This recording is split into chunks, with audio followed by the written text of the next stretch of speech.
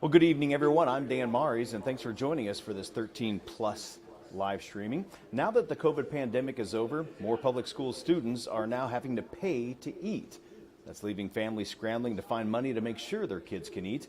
Our national investigative team found out how that has caused the amount of unpaid meal debt to skyrocket.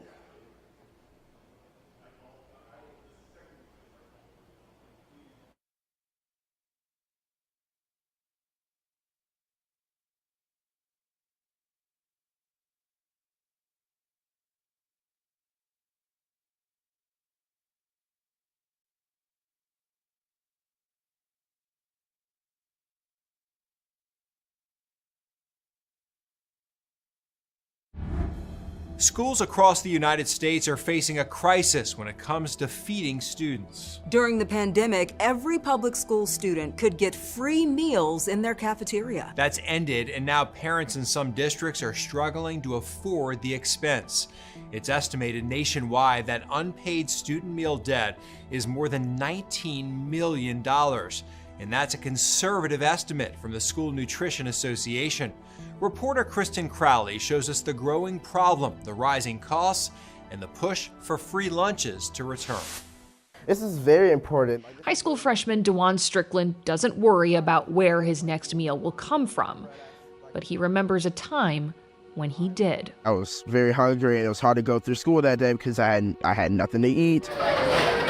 In 4th grade, when it was time for lunch, his plate of food was taken away. My lunch balance hit zero, so I didn't have enough money to eat lunch that day. And that kind of really stuck with me because I had to sit at a table and watch other kids eat their lunch, and I couldn't eat lunch myself. So you just sat at a table with no food in front of you? Yeah. As he got older, he couldn't shake the memory of going through the school day hungry. So he started a GoFundMe page to pay off student lunch debts at his former St. Louis area elementary school. The goal was $4,000, and we raised almost $10,000 to offset negative lunch balances at schools. It was actually enough to split it with 2 other schools. His generosity and philanthropy saved students from feeling the same hunger and embarrassment he once felt. It can start making an impact. But DeJuan knows there are so many others not getting that help. Among schools that have to charge for meals right now, 96% are reporting challenges with unpaid meal debt, and about 2/3 report significant challenges. Diane Pratt-Heavner is spokesperson for the School Nutrition Association. The nonprofit survey of more than 1,000 school nutrition directors across the country found school meal debt is more than $19 million and growing. What is your group seeing nationwide when it comes to this issue? Unfortunately, we've seen a dramatic increase in unpaid meal debt as a result of the end of federal pandemic waivers that allowed all schools to offer free meals to all students. Those waivers made in-school meals free for all public students, a benefit that ended in the 2022-2023 school year. Pratt-Heavner says inflation, coupled with stagnant or lost wages, has made the expense impossible for even middle-class families. What was student lunch debt like before the pandemic? Basically, we would see maybe $19,000 for an entire year.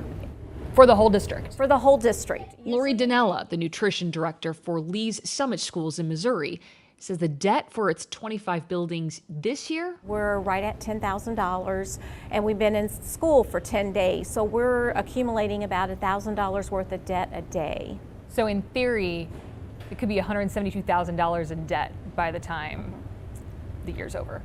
Yes. A lunch for its elementary schools is $2.90.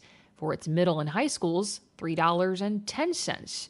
But Dinella says even though that's relatively affordable, many families struggle to pay it. They have their mortgage, their rent, gas has increased, groceries has increased, so basically school meals have been put on the back burner so they could pay their other bills first. Lee's Summit says it will never deny a child a meal, and it won't hold the debt against them if they can't repay it. But that comes at a cost to the district, which has to cover whatever is left. Pratt-Heavner says many districts are carrying that burden. trying to find donations in their community to help cover the cost, and then even cutting into school district funds intended for education. That's why the School Nutrition Association is pushing Congress to bring back free meals for all public school students for good. But the issue is divisive.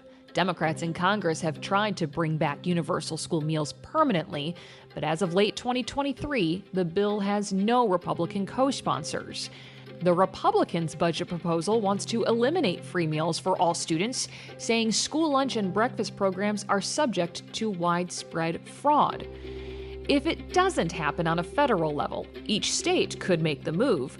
So far, 8 of them have: California, Maine, Minnesota, New Mexico, Colorado, Vermont, Michigan, and Massachusetts.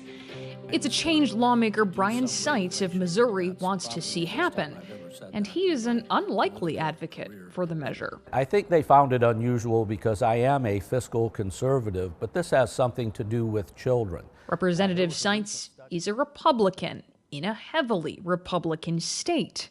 He drafted a proposal for universal free meals in Missouri that never made it to committee, but he vows to try again. If kids can receive a better education, the test scores would improve, that's great for the whole state, and I think it's something that we can do. Now we just have to convince fellow lawmakers that there is a need. DeJuan doesn't need any convincing. I'm hoping with a nonprofit organization we can do this more and more often.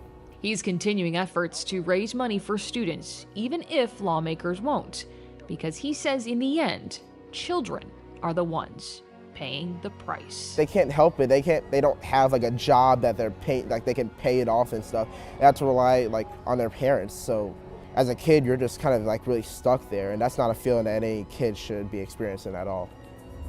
Right now, families with certain income levels can qualify for free or reduced meals at school. But Danella says in her district, many who are struggling to make ends meet don't qualify because the guidelines say they make too much money.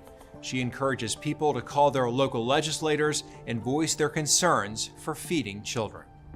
But the need doesn't stop at the end of the school year. From Virginia to Hawaii and many places in between, we found school districts teaming up with national and local nonprofits to feed children during the summer. Sometimes in the summer, parents are working all year round, and we have children who are older and home alone and could use some meals, so they're welcome to come out.